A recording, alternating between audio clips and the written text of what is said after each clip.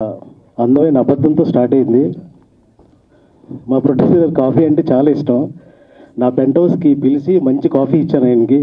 అక్కడి నుంచి స్టార్ట్ అయింది ప్రాజెక్టు డిస్కషన్స్ అన్నీ. ఆ తర్వాత ఒక మంచి స్టోరీ చెప్పమన్నారు ఆయన. ఏదో ఒక అబద్ధమైన చిన్న స్టోరీ టైటిల్ చెప్పాను ఒకటి. టైటిల్ బాగా నచ్చిందన్నారు. అలా అలా ప్రతి చోట చిన్న చిన్న అబద్ధాలు చెప్తూ మోసం చేసి ఇంతవరకు తీసుకొచ్చాను. కానీ ఫైనల్గా ఈ పరమపద సోపాన స్టోరీ ఎప్పుడో రాసుకుని నేను పెట్టుకున్న స్టోరీ ఇది. ఫైనల్గా ఆ స్టోరీ చెప్పాను. చాలా ఎగ్జైట్ అయ్యి ఫస్ట్ టైం నాకు అవకాశం ఇచ్చారు.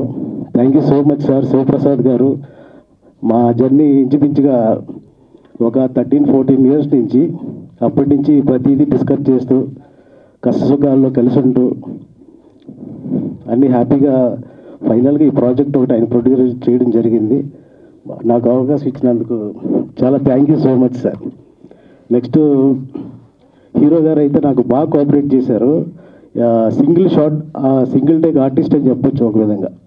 ఎందుకంటే కొత్త హీరో అయితే నాకు నిజంగా చాలా ప్రాబ్లం అయ్యేది. అంటే నాకు కొత్త డైరెక్షన్, ఫస్ట్ టైము డైరెక్ట్ చేయడం.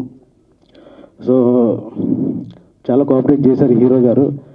ఇంకా హీరోయిన్ అయితే పాపం లాంగ్వేజ్ రాకపోయినా చాలా ప్రతిదీ ఇంగ్లీష్లో నేర్చుకుంటూ ఇంట్రెస్టింగ్గా ప్రతిదీ కూడా చాలా కేర్ తీసుకుని బాగా చేసింది Jennifer. Thank you so much.